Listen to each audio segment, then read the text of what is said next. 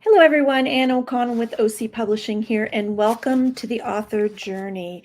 Our guest today is a very special, very courageous guest who recently released a memoir, a very sometimes difficult to read, but inspirational and heartbreaking and heartwarming memoir. And just to let you know, does have a happy ending because he's here with us today. And so we have Shayam Korey Steckle with us today, new author, and he's also a father, a writer, and self-taught award-winning artist who exhibits his work in abstract painting, collage, and photography around the world. He was born at an orphanage in the slums of Dhaka, Bangladesh, and within 4 months he was adopted and raised in Wilmot Township by his Swiss-German, French-German parents. He now lives in Cape Breton, Nova Scotia, close to his 16-year-old son, Quinlan. He is open and honest regarding his struggles with drug, alcohol addiction, adoption, ADHD, and cultural issues, but also his overcoming these challenges and finding joy in the minute details on the path towards enlightenment. Shedding light into the dark places of his own life has liberated him to new levels of freedom and fulfillment. His first book, David, a Memoir, the first volume, was released in December 2024. So I would love to welcome Korey to join me on the author journey today. Hi, Korey. Hi there, Anne. So nice Thank to you. see you. Oh, it's my pleasure. We've been planning this for a while, so I'm happy that we've been able to make this happen. And just a Yes. short while, maybe just a month since your book released. How does it feel? To be on the other side, feels accomplishment. Matt, I've achieved something here, but I'm not certain as to where it's going to take me yet. And Mm-hmm. I think that's the exciting part right now. The potential is there to Mm-hmm. reach so many people Mm-hmm. through my life lived. Mm. Yeah. Well, and hopefully, we'll be able to reach more people. And we were Yes. chatting sort of backstage, and you've been doing a fair bit of media. And I did come across an article that was done in the Cape Breton Post. So that was a great way to get the word out. And how did that feel when you started getting these calls and people wanting to know more about your book and your life so far? Well, I have to go back actually. Okay. Back in 2021, I began doing interviews, all art related, but Mm-hmm. because of previous interviews before that, it was all art related. But then it started to expand, the questions of the reporters started to expand into my influences and Mm-hmm. inspirations, and Mm-hmm. also my life. What encouraged or what formed my vision, my artwork. Mm-hmm. I started to open up a little bit more each interview in this terms of talking about my personal life, my struggles, my challenges. And then they started doing articles asking specifically about that. The art Mm. took a back seat. I was an established artist by then. So it was more a personal piece. Articles were written. Mm-hmm. That's when I opened up back in 2021. So I formed relationships with these reporters back in 2021, and I expressed to them that I'm writing my memoir back then. They said, when it's published, please reach out to us. So I did Excellent. just that, and that's why you see that massive spread or that article Nice. featuring about my life and about the book, thanks to Nicole Sullivan, the reporter from Oh, Cape Breton Post Saltwire. oh, She that's remembered me wonderful. for those years, and I wrote it not with the intention of the mass media attention, but those relationships formed because they were asking important, detailed questions and putting the message out already back in 2001 when I was writing this. So that spurred me on in the difficult times to continue on, knowing I formed those links already. Once my work was done, they were going to be the messengers that send it out there, and that's how I looked at it. Yeah. Mm-hmm. And that's fantastic because your story is a difficult one to tell. You grew up in Ontario, but your entire childhood, you were you were very different. Like, you looked different, your skin color was different, you were from a different culture, even though you hadn't lived in Bangladesh for more than 4 months. Talk a little bit about that experience. And, just a little trigger warning to folks who are watching. Korey's life and his experiences were very difficult, with bullying, racism, but and which led to some of the other things that you talk about in your memoir. So from a very young age, Korey, you had a pretty challenging life. Yeah, early on in Wilmot Township, I stuck out. Um, I would say the surface, the color of my skin, but also because I was a minority there, definitely in the early 80s there, just outside Kitchener-Waterloo, German background there, and heritage. And so I felt I was welcomed in by my family and church community, but I felt like a fish out of water because I also internally thought differently. I noticed around me people were kind of like sheep following, and I was never to be that way. I always, maybe it's because of my unique story, the upbringing, the adoption, but I've always felt like an outsider, surrounded by others that I didn't feel a part of. So I always felt disjointed a bit at a very young age. So then when the racism and bullying began early on, that just emboldened that, or that just drove the wedge deeper between myself and the outside world, I'd say.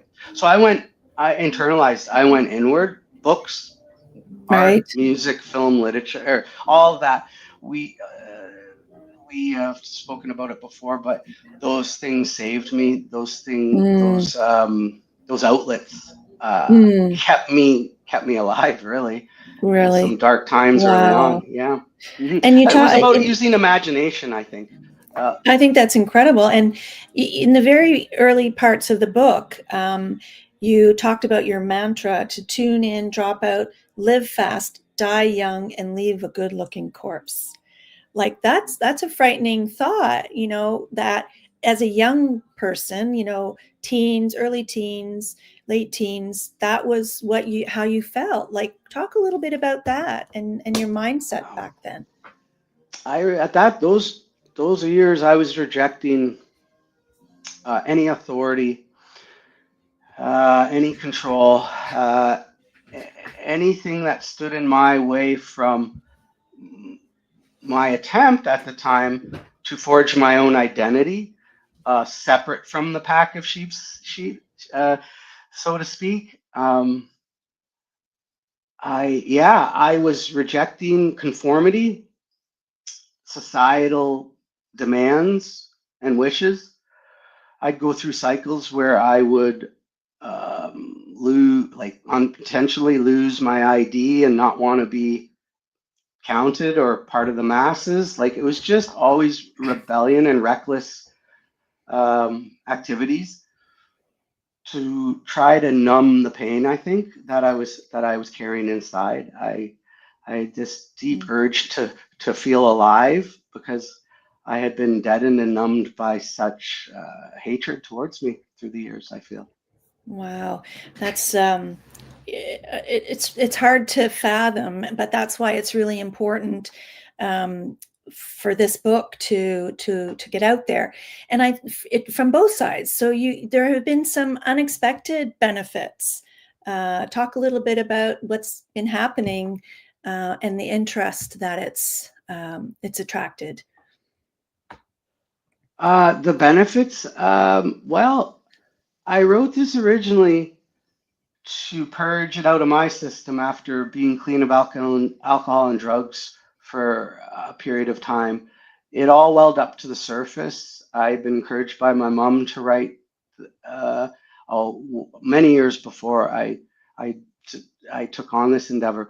But the benefits stemming from all this, I've found that this message is reaching out further than bookshops. It is now in place in the library system of Nova Scotia.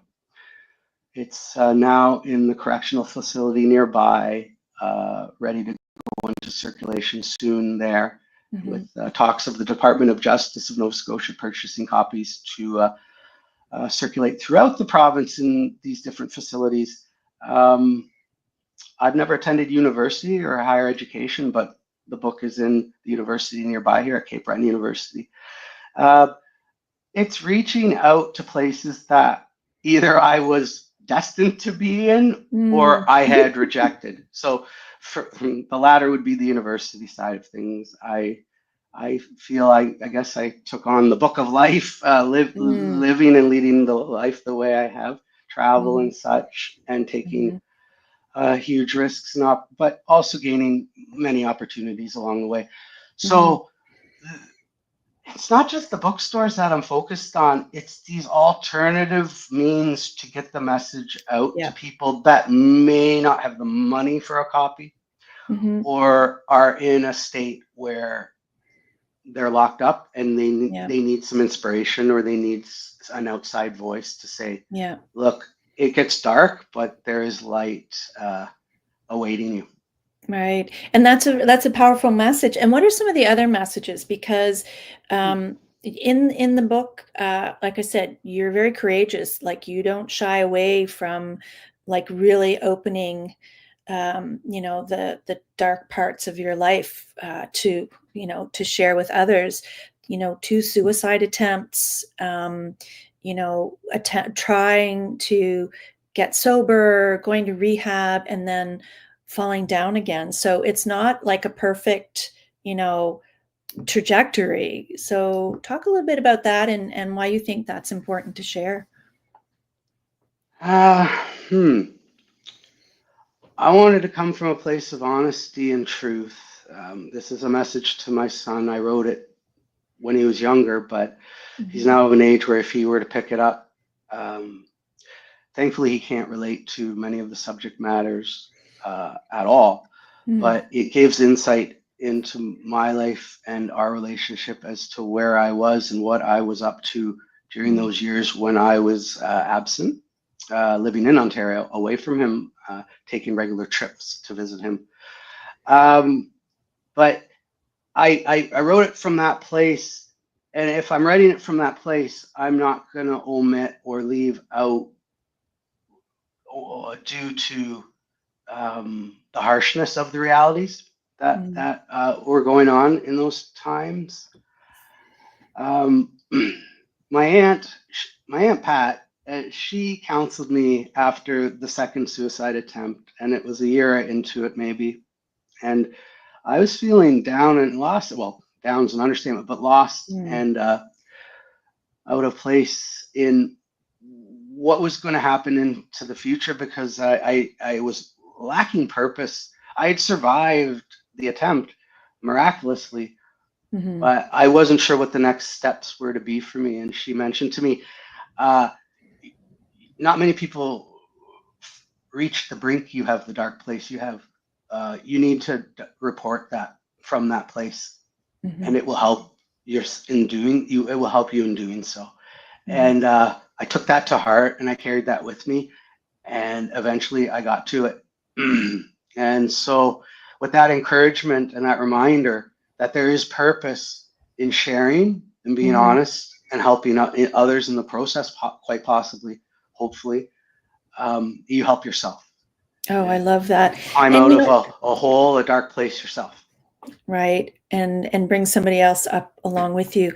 I want to talk a little bit about your art, Korey, and how that has helped in your healing. I'm going to bring that up here. Share this tab. There we go.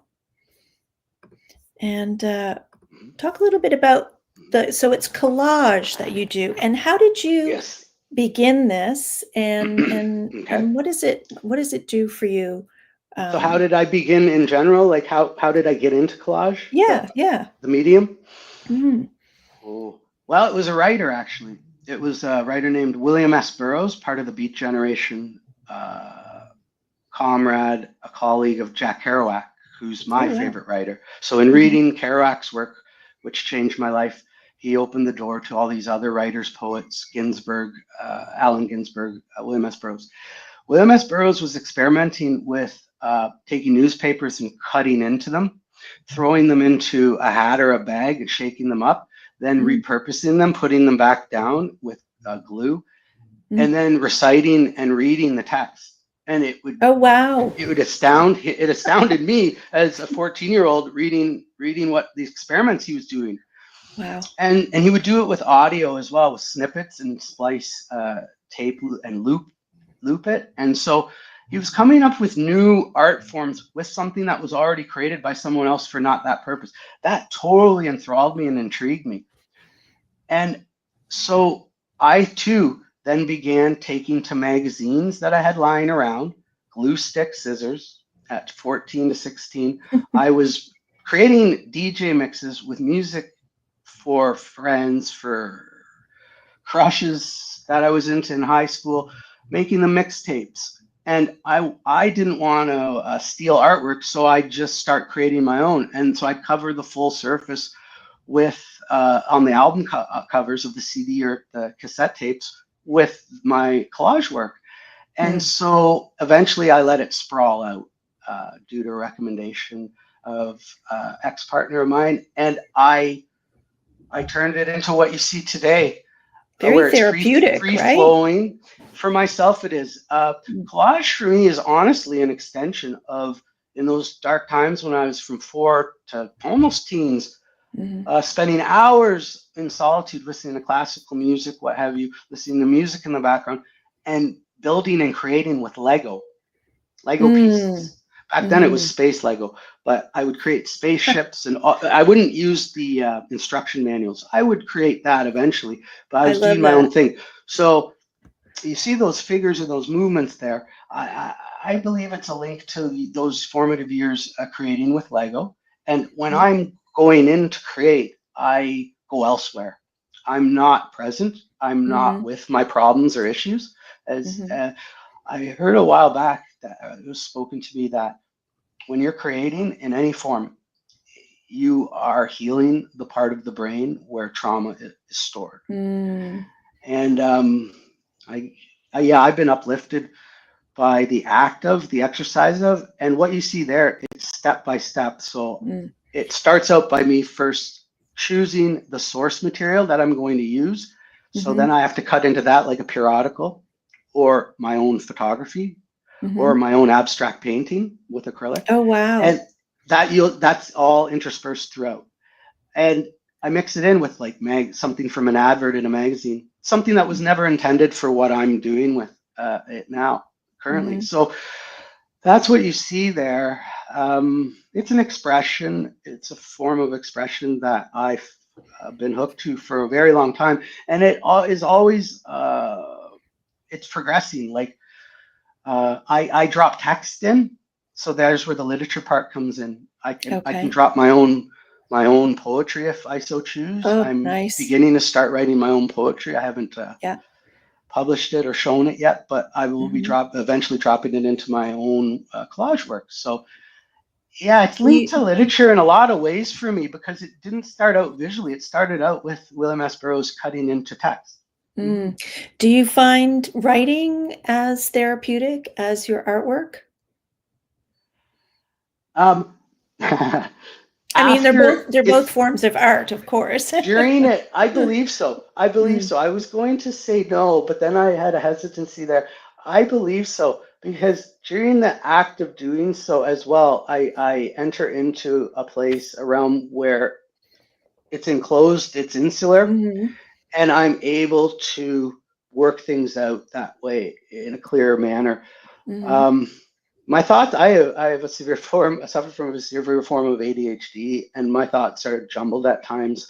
So working things out, whether it's writing or with the pieces of collage or back in the day Lego, I'm working through things that I'm not even aware of as I'm immersed in the act of creating, I believe.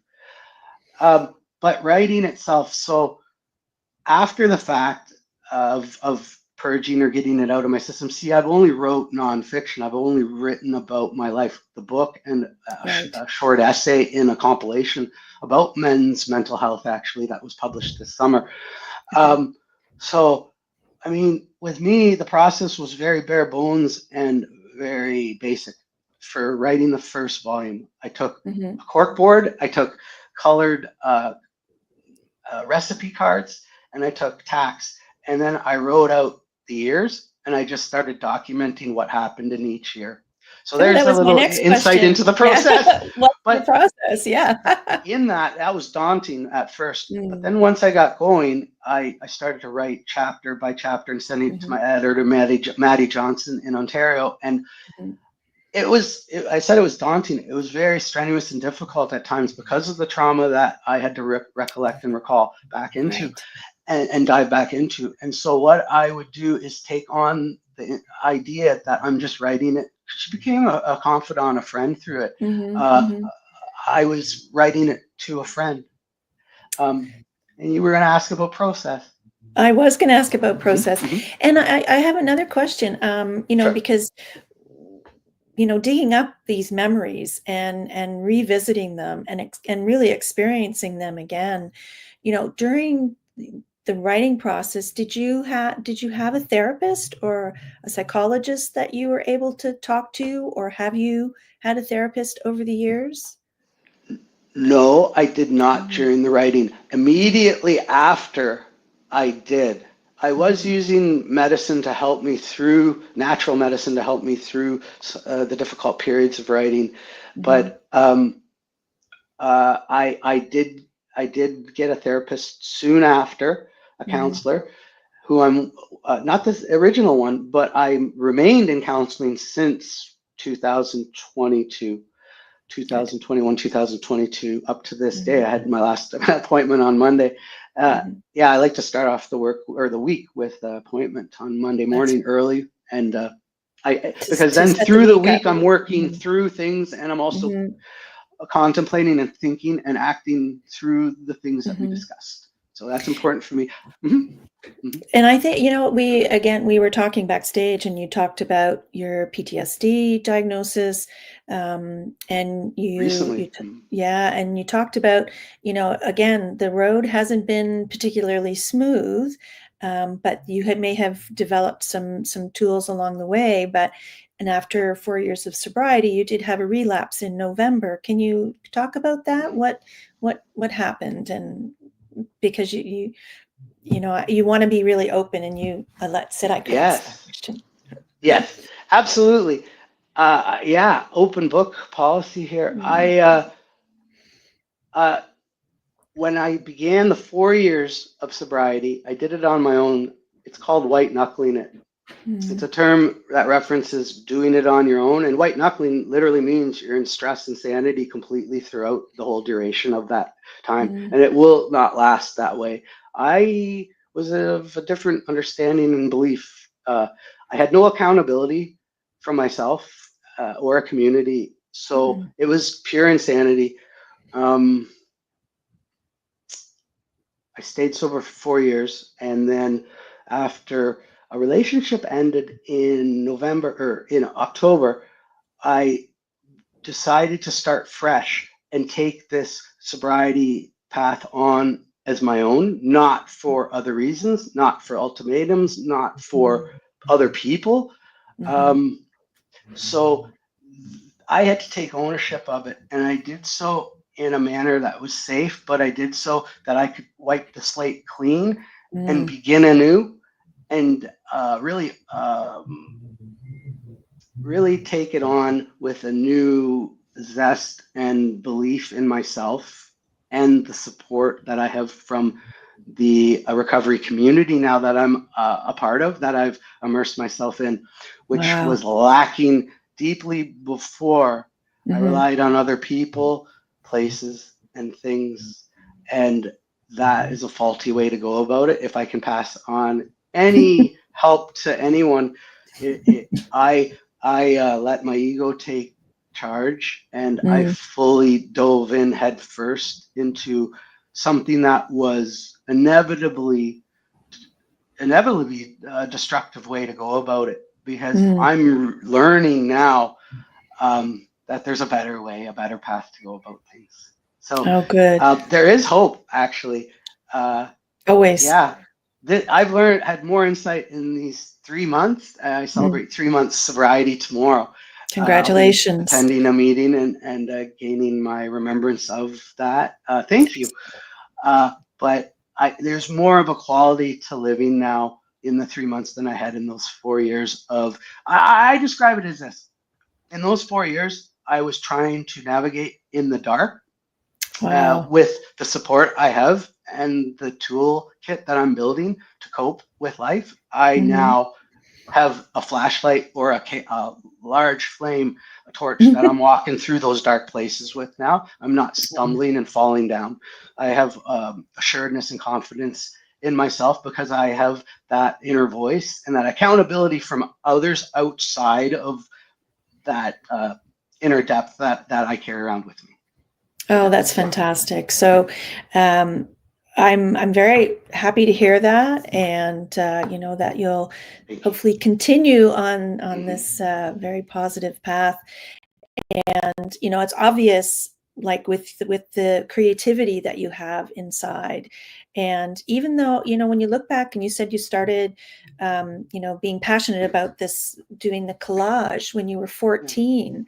There were little sparks of hope and internal thought amidst all of the the abuse and the racism and the dark times and the stuff. You talked a little bit about, even if you're sober, the illness is still underlying. So how do you address that? How do I address the fact that the problems still exist or the issues remain? Well, that's where a program in place helps. Working the steps of AA with a trusted individual, a sponsor, but counseling on top of that has been a lifeline for me. Awesome. Regular counseling.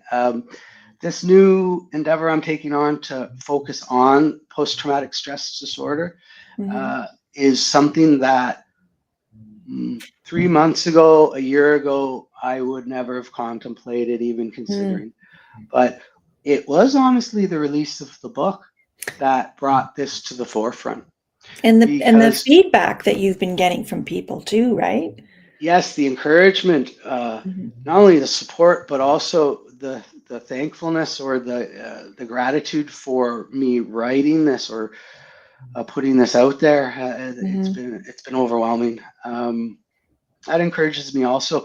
But to know now that in my sobriety, without the help of others, I was honing the insanity or the skills that I had, the coping skills that I had developed even pre-drink picking up a bottle or a substance.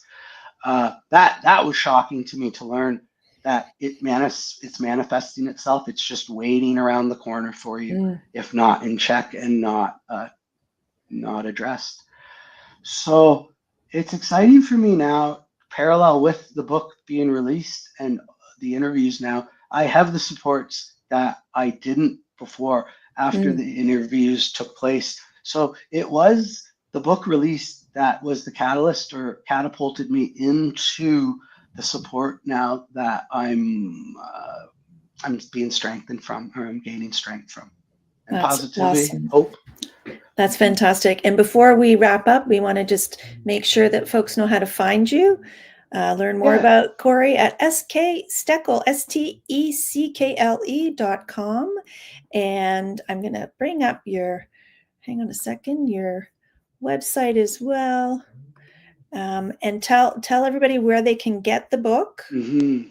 Well, I focused on the 2 provinces the story's about for now. We'll go nationally as time progresses this year. But right now, in Ontario, you can purchase the book at The Bookshelf in Guelph, Canada's #1 independent bookshop. Nice. And also upcoming at Wordsworth Books in Kitchener. Okay. They're a highly respected bookshop as well. I've been visiting those bookshops since I was a teen. And I will add that through all those dark years, I was always going to the library, always reading. It's what helped me through this to even be speaking with you today. And then out here on the East Coast, well, the Cape Breton Regional Library in Glace Bay has a copy that you can sign out. The Sydney Library has 3, and those copies to begin with are going to be spread out across the province. So wherever you live in Nova Scotia, you can just order it through your local library. Like I mentioned, the correctional facility and the university, it's there as well. Indigo chapters will be taking, we haven't decided on the amount, but it's quite a substantial amount of books that will be sold out of, or you can purchase out of Sydney Mayflower Mall, and eventually in Badek and in downtown Sydney on paperback as well. Terrific. Well, and I imagine it's on, I think it's on Amazon as well. And I was going to ask one last question. It's called David, a memoir. Like, where did the name David come from? That can be our sort of our originally discussion. Originally it was to be called, I had come up with a title as I was writing it, Meditations and Muses. But I was at my parents' two autumns ago, and I found the picture, that's the cover now, that's myself a day after I've been born. I'm not certain if that's my mother's hands holding me, my birth mother, but I believe so, because all the nurses were white there and those hands are of colored skin. But I changed it over because in that orphanage that I was born into, I was the only male. The orphanage was built for 70, but I was the only male out of 7, or it was built for 30 babies, but there were 70 there. They were all females, but for myself. So the nurses named me, they were Canadian, they named me David. Oh, okay. So my first name was David.